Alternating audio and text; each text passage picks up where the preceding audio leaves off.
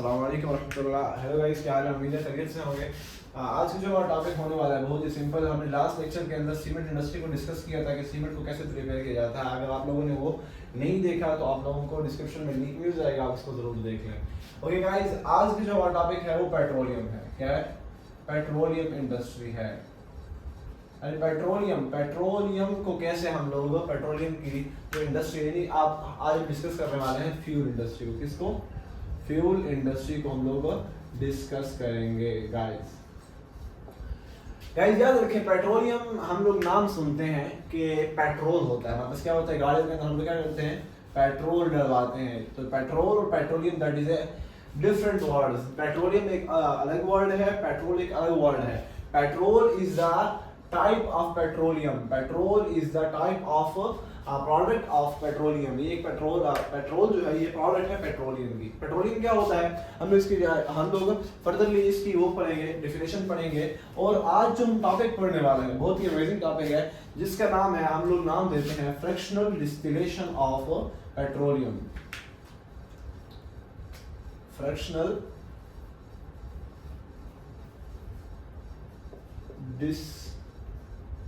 Distillation of petroleum।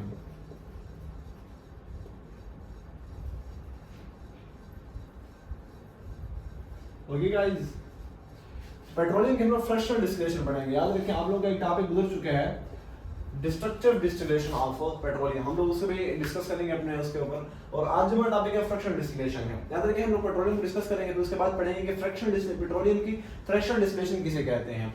Guys, petroleum क्या है? Petroleum एक वर्ड है जो दो वर्डों से मिलकर बना है।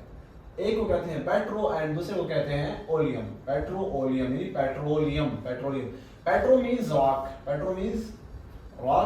And oleum means oil, rock oil. हम लोग क्या कहते हैं? रॉक ऑयल, जो कि हमें चट्टानों वगैरह से मिलता है। इसी को हम लोग क्रूड ऑयल भी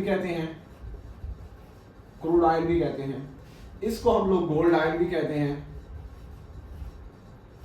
रॉक ऑयल क्यों कहते हैं? क्योंकि ये चट्टानों वगैरह से हमें जमीन के नीचे से मिलता है ये।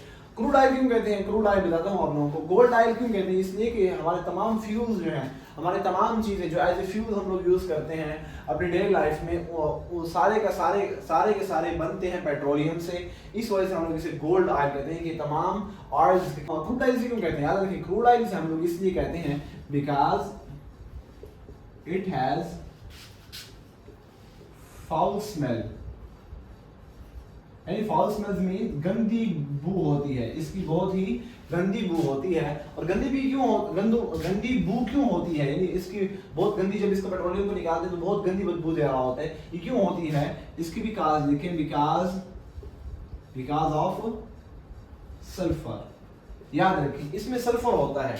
क्या होता है? सल्फर होता है। सल्फर की वजह से इसमें गंदी बदबू आती है, इसमें गंदी बदबू आ रही है, फाउल स्मेल आ रही होती है। याद रखिए, फाउल स्मेल। याद रखिए, यहाँ पे एक एमसीक्यूज भी आ सकता है। अगर पेट्रोलियम के अंदर, मैं आप लोगों को कंपोजिशन में बताऊंगा, यहाँ पे थोड़ा समझ लें।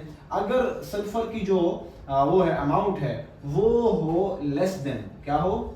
लेस देन 0.5 हो तो it is called sweet crude oil. MCQs भी आ सकते हैं। और अगर सल्फर की जो अमाउंट है वो हो ग्रेटर देन 0.5 हो तो इसे कहते हैं हम लोग सोर क्रूड ऑयल। ओके गाइस, ये एमसीक्यूज आ सकता है। तो ये इतने तक आप लोग समझ गए होंगे आई थिंक। आगे चलते हैं हम लोग कंपोजिशन की तरफ और फ्रैक्शनल डिस्टिलेशन पढ़ेंगे कि पेट्रोलियम की कंपोजिशन पढ़ लेते हैं कि पेट्रोलियम के अंदर क्या क्या मिलता है हमें। उसके बाद हम लोग फ्रैक्शनल डिस्टिलेशन पढ़ेंगे जो कि हमारा मेन टॉपिक है कि हम लोग पेट्रोलियम से हम लोग कैसे फ्यूल्स बनाते हैं और उसको डिस्टिलेशन उसकी कैसे करते हैं, उसको अलग अलग कैसे करते हैं, फ्रैक्शनल डिस्टिलेशन कैसे करते हैं। तो उसकी तरफ बढ़ते हैं। तो हम लोग साफ करने लगे हैं, हम लोग इसी कंपोजिशन पढ़ेंगे तो हम लोग साफ कर रहे हैं।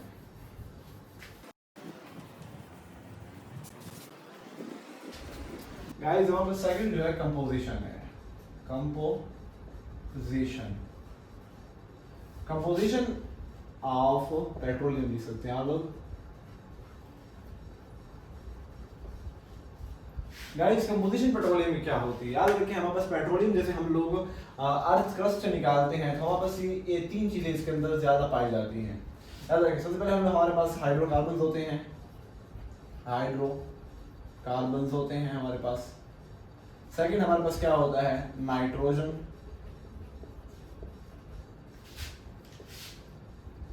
Oxygen and sulphur. और थर्ड हमारे पास कुछ ट्रांजिशन एलिमेंट्स होते हैं।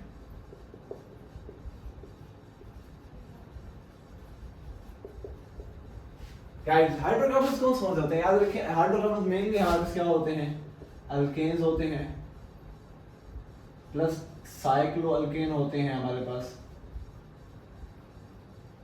प्लस हमारे पास एरोमेटिक कंपाउंड्स होते हैं, पढ़ेंगे हम लोग कौन कौन से होते हैं, एरोमेटिक होते हैं, और प्लस हमारे पास होते हैं एल्फिन्स होते हैं।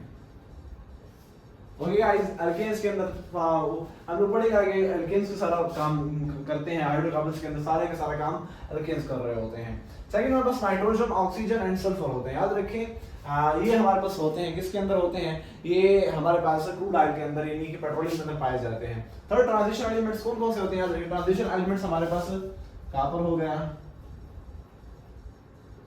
वेनेडियम हो गया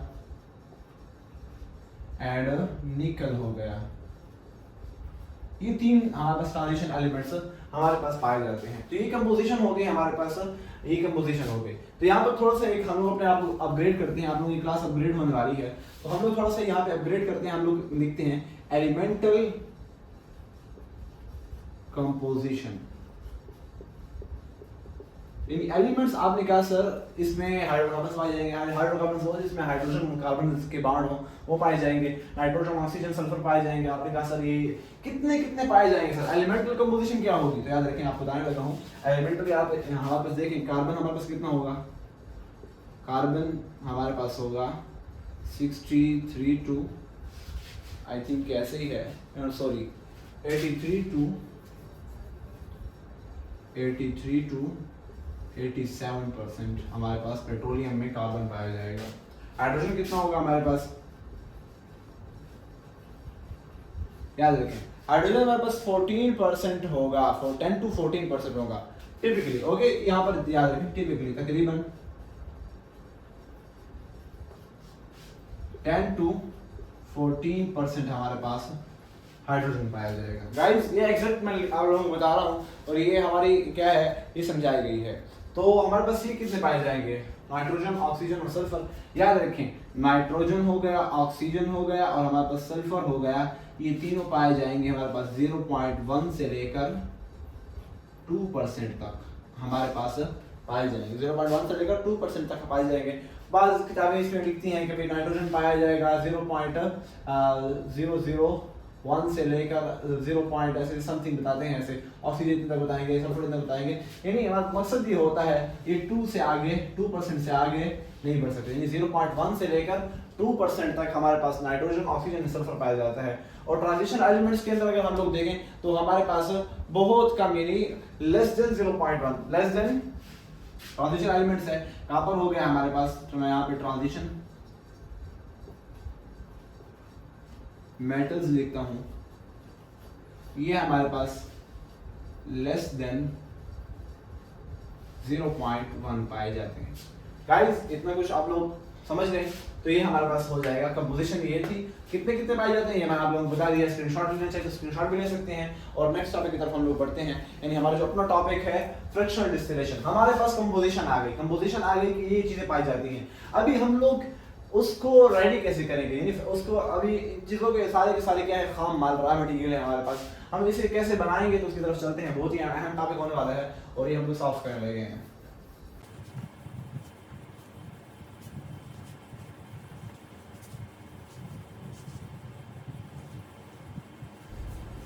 सो गाइस हमारे पास अभी फ्रैक्शनल डिस्टिलेशन ऑफ पेट्रोलियम है। देखें हम लोगों ने अभी कंपोजिशन पढ़ ली, उसके बाद हम लोग फ्रैक्शनल डिस्टिलेशन यानी मीन्स दैट कि हम लोग प्रिपेयर कैसे करते हैं पेट्रोलियम को, कैसे हम लोग इंडस्ट्रीज के अंदर यूज़ करते हैं। गाइस फ्रैक्शनल डिस्टिलेशन किसे कहते हैं, याद रखिए मैं यहाँ पे डेफिनेशन सिंपल से लिख रहा हूँ, नीचे आप लोग लिख लें कि that is the process in which we separate the complex mixture of hydrocarbons. The complex mixture of hydrocarbons which are present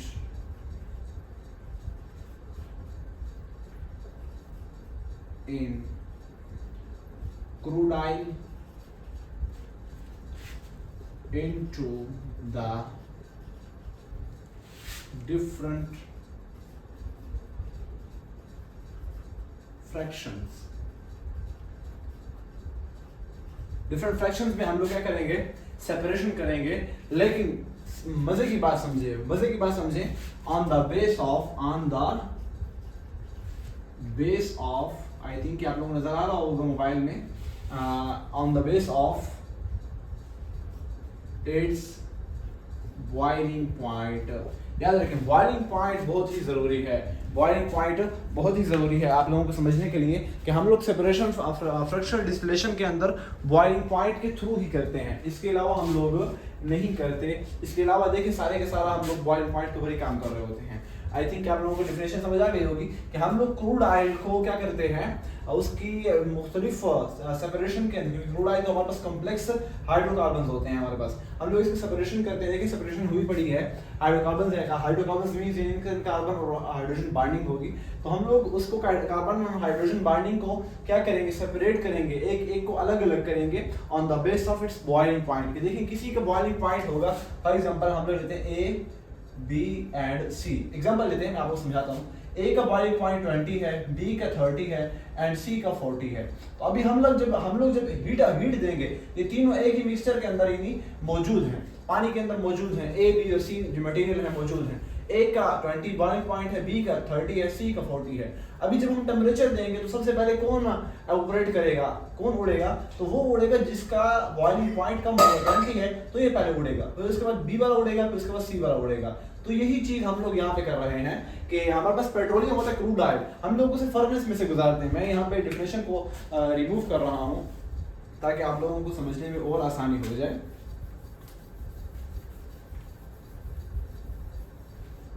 देखें गाइस, क्रूड ऑयल हमारे पास होता है, हम लोग उसको पहले स्टोर कर लेते हैं, स्टोर करने के बाद हम लोग उसे एंटर करते हैं फर्नेस के अंदर।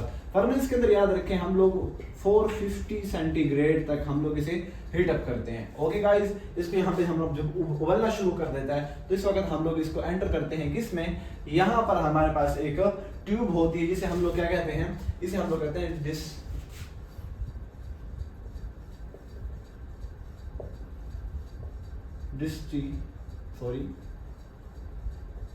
डिस्टिलेटर। ओके गाइस, इसे हम लोग डिस्टिलेटर कहते हैं और इसके एक और नाम भी है, मैं आप लोगों को बताता चलूं, crude distillation unit, crude distillation unit भी कहते हैं। आप लोग इसको ये नाम भी दे सकते हैं और सेकंड नाम इसे क्या है हम लोग वही लिख लेते हैं सेकंड नाम, और वो थोड़ा सा आपको समझने में आसानी भी होगी। देखें क्रूड डिस्टिलेशन यूनिट।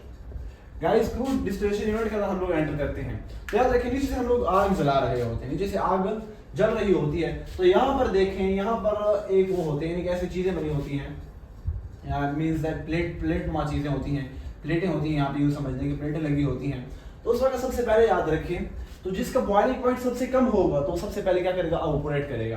कुछ याद रखें, हम फ्रैक्शनल डिस्टिलेशन के अंदर जब फ्रैक्शनल डिस्टिलेशन सेपरेशन करते हैं तो कुछ चीजें हमारे पास गैस बन जाती हैं, कुछ हमारे पास लिक्विड बन जाती हैं एंड कुछ हमारे पास सॉलिड की सॉलिड रह जाती है। गाइस था हमारे पास लिक्विड हम लेकर आए क्रूड ऑयल की शक्ल में, जैसे ही हम लोग उसे फर्नेस से वो गुजार के हम लोग ले जाएंगे क्रूड डिस्टिलेशन यूनिट के अंदर ले जाएंगे, तो उस वक्त ये गर्म हो चुका होगा, तो कुछ चीजें बन जाएंगी, क्या गैस, कुछ लिक्विड और कुछ सॉलिड बन जाएगी। गाइस सबसे पहले हमारे पास कार्बन 1 से लेकर, देखिए हाइड्रोकार्बन मौजूद थे ना, तो यहाँ पर कार्बन 1 से लेकर कार्बन 4 तक, याद रखिए इन कार्बन 1 से लेकर कार्बन 4 तक जितने भी हमारे पास वो होंगे, ये जितने भी हमारे पास प्रोपेन हो गया, हमारे पास मीथेन हो गया, इथेन हो गया, उसका चाहे हाइड्रोजन लगा हो, चाहे ऑक्सीजन सल्फर लगा हो, या फिर ट्रांजिशन एलिमेंट्स उसके साथ हो, तो जितने भी होंगे कार्बन 1 से लेकर कार्बन 4 तक और लेस देन 20 सेंटीग्रेड इसकी टेम्परेचर में क्या करना, नेचुरल गैस बन जाएगी। नेचुरल गैस जिसे हम लोग यूज करते हैं घरों के अंदर यूज करते हैं,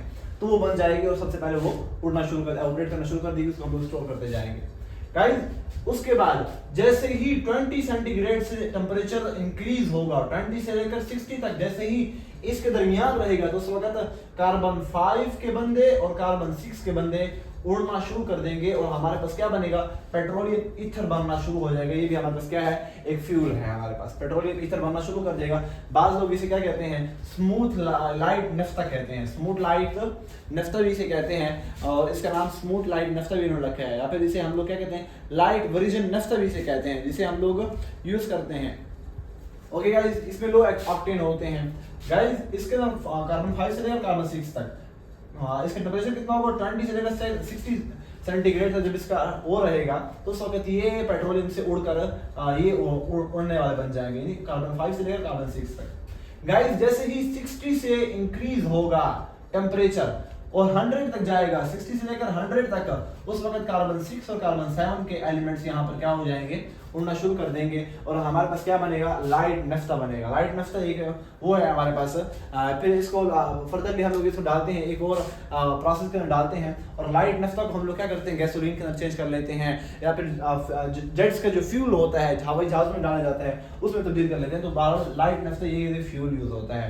गाइस हमारा वो टॉपिक नहीं, इसलिए हम लोग इसकी तरफ नहीं कर रहे, डिस्कस नहीं कर रहे थे। गाइस इतना समझ लें कि 60 से लेकर 100 के सेंटीग्रेड के अंदर कार्बन 6 और कार्बन 7 वाले जो एलिमेंट्स होते हैं वो सारे ऑपरेट करना शुरू कर देते हैं।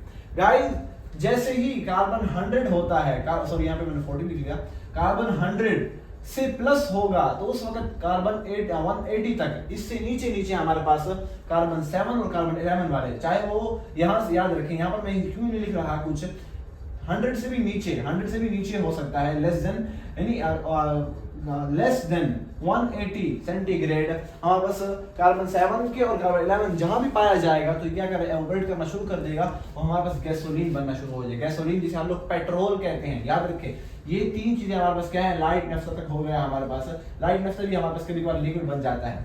इस यहाँ तक हमारे पास ये दो क्या है, हमारे पास ये गैसेस हैं, यहाँ से हमारे पास क्या बनना, लिक्विड बनना शुरू हो जाता है, लाइट नेफ्था हो गया। गैसोलीन जिसे हम लोग पेट्रोल कहते हैं, आप लोगों ने पेट्रोल पंप पे देखा होगा, आप लोगों ने पेट्रोल पंप पे लिखा होता है गैसोलीन, उस पर डीजल लिखा होता है, उनकी कीमतें आगे लिखी होती है, तो गैसोलीन मीन पेट्रोल होता है। गाइस कार्बन 7 और कार्बन 11 के मॉलिक्यूल्स उड़ना शुरू कर देंगे और गैसोलीन बनना शुरू कर देंगे।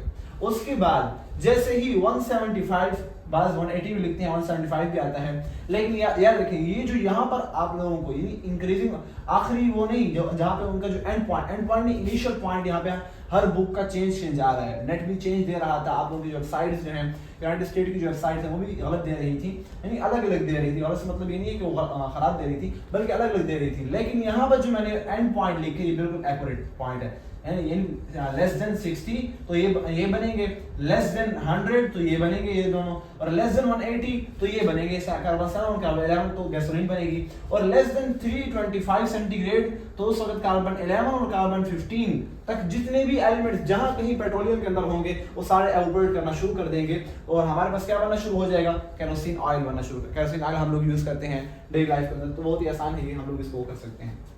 गाइस यूजेस हम नहीं पढ़ रहे, वरना इस तरह हम लोग जाते, लेक्चर लंबा हो रहा है। उसके बाद याद रखें जैसे ही का लेस देन 400 सेंटीग्रेड होगा, लेस देन 400 सेंटीग्रेड होगा, बाद वो कहते हैं कि 250 से कार्बन 16 और कार्बन 20 और वो ऑपरेट होना शुरू हो जाते हैं, और जैसे ही 400 तक पहुंचता है तो उस वक्त हमारे पास कार्बन 16 और कार्बन 20 जितने भी एलिमेंट्स जहां भी मौजूद होंगे, जितने मॉलिक्यूल्स कंपाउंड्स बने होंगे, वो सारे के सारे क्या करने, ऑपरेट करना शुरू, ऑपरेट तो नहीं करेंगे बल्कि वो बनना, डीजल बनना शुरू हो जाएगा। गाइस वो हर एक का याद रखें, हर एक का अलग अलग चैम्बर है, हर एक का यहाँ पर क्रूड डिस्टिलेशन यूनिट के अंदर हर एक अलग अलग चैम्बर होता है, और वहां पर ये हम लोग अलग अलग याद रखें, जब ये बन जाएगा तो इसको हम लोग अलग कर लेंगे, फिर जब ये बनेगा इस इतने टेम्परेचर का इसको अलग कर लेंगे, जब ये बनेगा तो इसको अलग कर देंगे, ये अलग करते जाएंगे यहाँ पर हत्ता कि केरोसिन ऑयल बन जाएगा, तो उस वक्त हम लोग इसको अलग कर देंगे। उसके बाद हमारे पास और जो बचेगा, हम लोग जब उसको और हीट अप करेंगे, यानी 400 सेंटीग्रेड तक ले जाएंगे, तो उस वक्त हमारे पास डीजल बन जाएगा। डीजल बनने के बाद 16 से लेकर कार्बन 20 तक हमारे पास डीजल बन गया, हमने इसको अलग कर दिया। उसके बाद हमारे पास क्या बच जाएगा, याद रखें इसके अलावा जब हम टेम्परेचर बढ़ाएंगे 400 सेंटीग्रेड से प्लस करेंगे तो उस वक्त कार्बन 20 से लेकर कार्बन आगे चले जाएं, कार्बन 20 से लेकर कार्बन 30 तक हमारे पास रिड्यूसर ऑयल बनेगा। रिड्यूसर ऑयल कौन कौन सा होता है, याद रखें रिड्यूसर ऑयल ये एक गाढ़े किस्म का वो होता है तेल जिसे हम लोग कह लें, और बहुत चिपचिपाहट और बड़ा ही गंदे किस्म का होता है। और इससे हम लोग क्या करते हैं, फर्दरली हम लोग इसको क्या करते हैं, सेपरेशन करते हैं। इससे हम लोग इससे दो चीजें बनाते हैं। देखें गाइस, कार्बन 20 से लेकर कार्बन 30 तक, कार्बन 20 से लेकर कार्बन 30 तक दो चीजें बनाते हैं। नंबर 1 हमारे पास क्या है, लुब्रिकेटिंग ऑयल होता है। लुब्रिकेटिंग ऑयल होता है। लुब्रिकेटिंग ऑयल कौन सा होता है, याद रखें लुब्रिकेटिंग ऑयल हमारे पास वो होता है जिससे हम लोग लुब्रिकेटिंग करते हैं। मोबिलाइल हो गया, ग्रीस हो गई जिसको हम लोग यूज करते हैं, और ये सारे लुब्रिकेटिंग ऑयल है। गाइस सेकंड हमारे पास क्या बनती है, इसी के अंदर हमारे पास क्या बनती है, हमारे पास पैराफिन वैक्स बनती है। पैराफिन वैक्स क्या होती है सर, पैराफिन वैक्स वो होती है, याद रखें जिसे हम लोग कैंडल देख लें, कैंडल जो हम लोग यूज करते हैं तो ये पैराफिन वैक्स होती है जो कि हमें पेट्रोलियम से ही मिल रही होती है, जो उसके आसपास में गाढ़ापन बचा होता है। ऐसे ही हमारे पास कैंडल हो गए, हमारे पास वेस्लीन हो गई। वेस्लीन जिसे हम लोग यूज करते हैं गर्मियों और सर्दियों के अंदर यूज करते हैं, हमारे पाँव फट जाते हैं या फिर हमारा चेहरा फट जाता है तो वेस्लीन हम लोग बाजार से ले आते हैं, तो क्या होती है, वो पैराफिन वैक्स होती है हमारे पास, वो रिड्यूसर ऑयल से बनी होती है। गाइस कार्बन 30 तक ये हो गया, याद रखें कार्बन 30 से प्लस जितने भी हमारे पास चीजें होंगी उससे 400 सेंटीग्रेड से बढ़ जाएगा टेम्परेचर, तो उस वक्त हमारे पास क्या बनेंगे, हमारे पास बनेंगे नॉन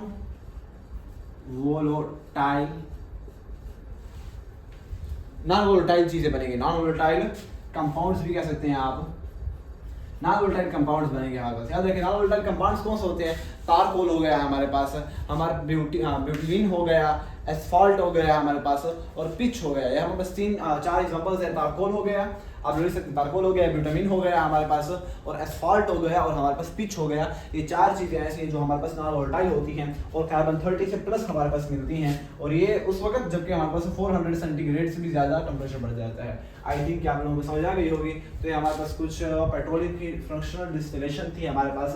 नेक्स्ट टॉपिक में मिलते हैं, तब तक के लिए अगर कोई क्वेश्चन हो तो आप लोग कमेंट में जरूर करते जाएं। अगर आप लोगों को वीडियो अच्छी लगी हो तो सब्सक्राइब करते जाएं। नेक्स्ट वीडियो में मिलते हैं, तब तक के लिए अल्लाह हाफिज।